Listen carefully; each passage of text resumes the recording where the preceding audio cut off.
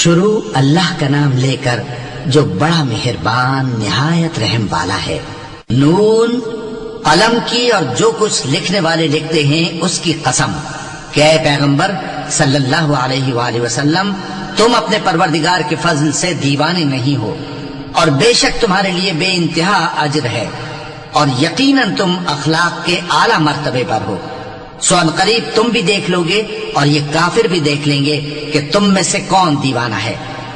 تحقیق تمہارا پروردگار اس کو بھی خوب جانتا ہے جو اس کے رستے سے بھٹک گیا، اور ان کو بھی خوب جانتا ہے جو سیدھے رستے پر چل رہے ہیں۔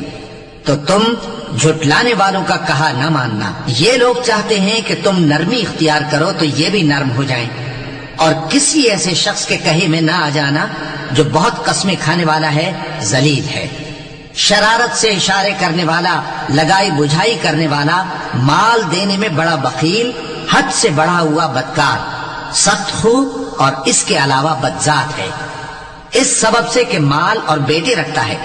جب اس کو ہماری آیتیں پڑھ کر سنائی جاتی ہیں تو کہتا ہے کہ یہ اگلے لوگوں کے افسانے ہیں، ہم ان قریب اس کی اونچی ناک پر داغ لگائیں گے۔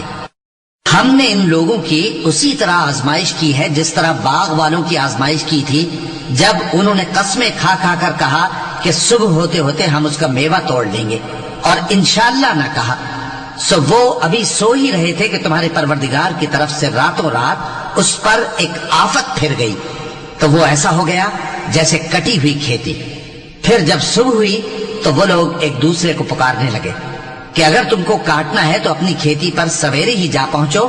سو وہ چل پڑے اور آپس میں چپکے چپکے کہتے جاتے تھے کہ آج وہاں تمہارے پاس کوئی فقیر نہ آنے پائے، اور کوشش کے ساتھ سویرے ہی جا پہنچے، گویا پیداوار پر قادر ہیں۔ پھر جب انہوں نے باغ کو دیکھا تو ویران، کہنے لگے کہ ہم رستہ بھول گئے ہیں، نہیں بلکہ ہم بے نصیب ہو گئے۔ ایک جو ان میں سمجھدار تھا بولا، کیا میں نے تم سے نہیں کہا تھا کہ تم تسبیح کیوں نہیں کرتے؟ دوسرے کہنے لگے کہ ہمارا پروردگار پاک ہے، بے شک ہم ہی قصوروار تھے۔ پھر لگے ایک دوسرے کی طرف رخ کر کے ملامت کرنے، کہنے لگے ہائے شامت، ہم ہی حد سے بڑھ گئے تھے، امید ہے کہ ہمارا پروردگار اس کے بدلے میں ہمیں اس سے بہتر باغ عنایت کرے۔ ہم اپنے پروردگار کی طرف رجوع کرتے ہیں۔ دیکھو عذاب یوں ہوتا ہے، اور آخرت کا عذاب سب سے بڑھ کر ہوگا، کاش یہ لوگ جانتے ہوتے۔ پرہیزگاروں کے لیے ان کے پروردگار کے ہاں نعمت کے باغ ہیں۔ کیا ہم فرما برداروں کو نافرمانوں کی طرح نعمتوں سے محروم کر دیں گے؟ تمہیں کیا ہو گیا ہے؟ کیسی تجویزیں کرتے ہو؟ کیا تمہارے پاس کوئی کتاب ہے جس میں یہ بات پڑھتے ہو کہ جو چیز تم پسند کرو گے وہ تم کو ضرور ملے گی؟ یا تم نے ہم سے قسمیں لے رکھی ہیں جو قیامت کے دن تک چلی جائیں گی کہ جو کچھ تم طے کر لو گے وہ تمہارا ہوگا؟ ان سے پوچھو کہ ان میں سے کون اس کا ذمہ لیتا ہے؟ کیا اس قول میں ان کے کچھ شریک ہیں؟ اگر یہ سچے ہیں تو اپنے شریکوں کو لے آئیں۔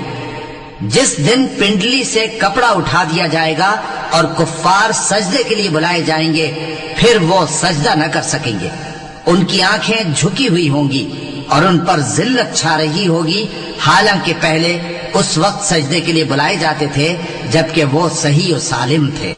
تو مجھ کو اس کلام کے جھٹلانے والوں سے سمجھ لینے دو، ہم ان کو آہستہ آہستہ ایسے طریق سے پکڑیں گے کہ ان کو خبر بھی نہ ہوگی، اور میں ان کو مہلت دیے جاتا ہوں، میرا داؤں بڑا مضبوط ہے۔ اے نبی، کیا تم ان سے کچھ معاوضہ مانگتے ہو کہ ان پر تاوان کا بوجھ پڑ رہا ہے، یا ان کے پاس غیب کی خبر ہے کہ اسے لکھتے جاتے ہیں؟ سو اپنے پروردگار کے فیصلے کا انتظار کیے رہو، اور مچھلی کا لقمہ ہونے والے یونس کی طرح نہ ہونا کہ انہوں نے اپنے رب کو پکارا جبکہ وہ دل ہی دل میں گھٹ رہے تھے۔ اگر ان کے پروردگار کی مہربانی ان کو نہ سنبھال لیتی تو وہ چٹیل میدان میں ڈال دیے جاتے مذموم حالت میں۔ پھر ان کے پروردگار نے ان کو برگزیدہ کر کے نیکوکاروں میں شامل کر لیا۔ اور کافر جب یہ نصیحت کی کتاب سنتے ہیں تو یوں لگتے ہیں کہ تم کو اپنی نگاہوں سے پھسلا دیں گے، اور کہتے ہیں کہ یہ تو دیوانہ ہے۔ اور لوگوں، یہ قرآن تمام جہانوں کے لیے نصیحت ہے۔